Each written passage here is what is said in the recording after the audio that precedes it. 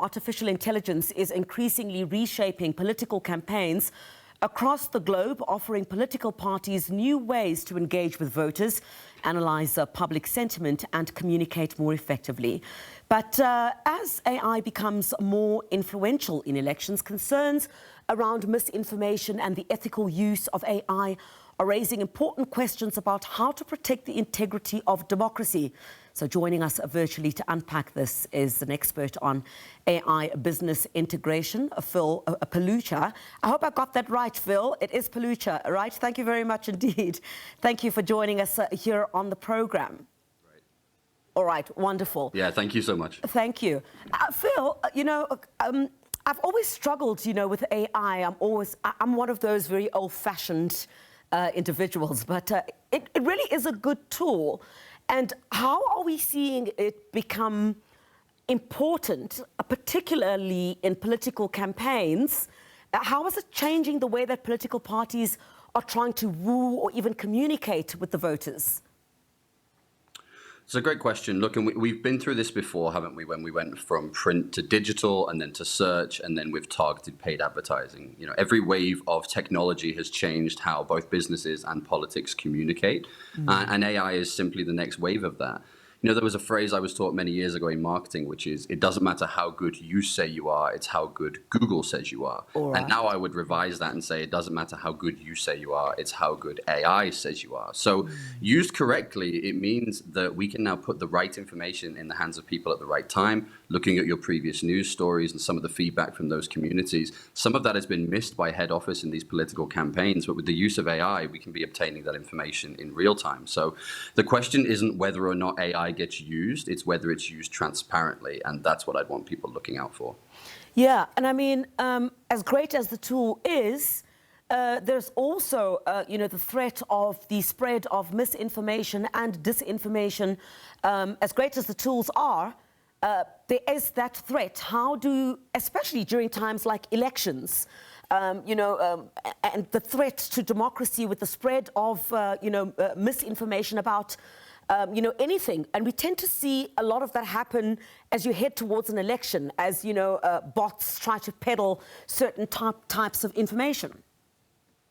Yeah, absolutely. And it's a real risk, and it's not unique to South Africa, and nor is South Africa immune. We've already seen this disrupt elections elsewhere. But AI is simply a tool that regurgitates what it's taught. So parties also have the opportunity to teach it to disarm that misinformation also.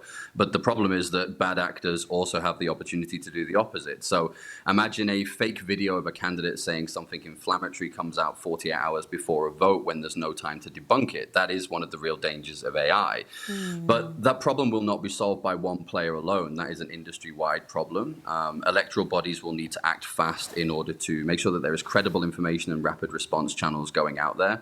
The difference here with misinformation for me is labeling how efficient we are. Are we being clear, and is it mandatory that any AI generated content is clearly identified as such so that people can make informed decisions rather than seeing something appear on social media and simply taking it as fact? Yeah, and what are the biggest opportunities on the positive side that AI presents, for strengthening democracies, and, where should political parties basically draw the ethical line, if I can? Yeah, and that's a great question as well. So look, the opportunity is genuine engagement, not just noise. And this isn't just unique to politics. This is also happening in business as well. So whether it's a voter or a customer, the question is identical. Yeah. What does it mean to this person, and how can we deliver that to them in an efficient way? Rather than reading a 40 to 60 page manifesto, how can AI give information to you as an individual that is relevant to you?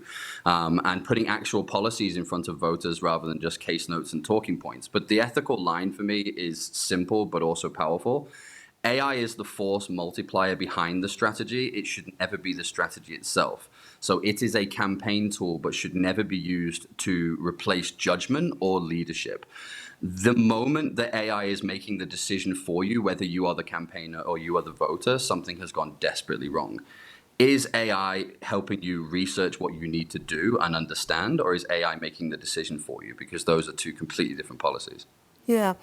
And I mean, deepfakes, I was quite surprised the other day.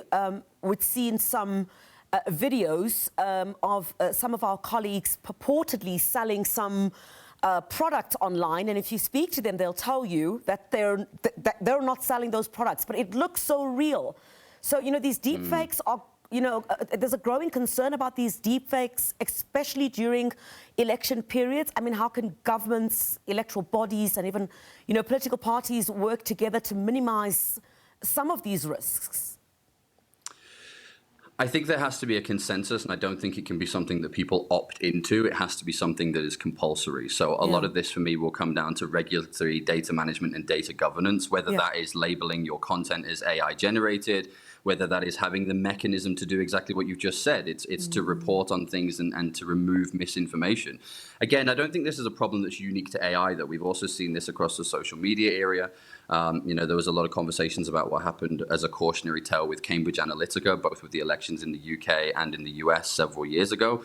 And the issue wasn't personalized data and personalization of the message itself. It was the management of the data and what type of messages were being put in front of people. That was the challenge. So I would argue it wasn't the technology was the problem. It was the ethical use of that technology. And AI will be no different. I think AI has made it more prevalent and more powerful now because it's easier to put in the hands of the wrong people. But that's why there needs to be a very serious conversation about how this is utilized. But I do want to stress, AI is going to be utilized both now and in the future. I also have very clear opinions on what I think will happen with AI within politics within the future. So it isn't whether or not it's going to happen. It is going to happen. It's how we handle and manage that situation. Yeah, and I mean, many voters are concerned about, how their personal data is collected and used. I mean, what safeguards, should be in place in the era of, AI-driven campaigning, and respecting privacy, while there's an element of transparency that also needs to be maintained? Look, that's a perfectly fair instinct, isn't it? Everybody is concerned about what's happening with their data, and I wouldn't wave that away. But what I would say is that the data about you already exists, and it's already being used by advertisers, by broadcasters, by campaigns. This is long before AI. What AI has done is changed how precise that targeting has now become. So the discomfort is valid, and it's exactly where governance matters more now than ever before. So you should be able to ask the campaign what data they hold on you and opt out if you wish to, and ask the question as to how your data is being utilized and are you being manipulated with that data. And for campaigners, there's a very simple rule that I would follow, which is if you are running a campaign, if you are running an advertising product, if you are positioning your message in front of people using this data, you have to ask yourself one simple question.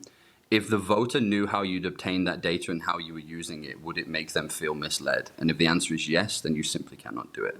Yeah. Thank you so much.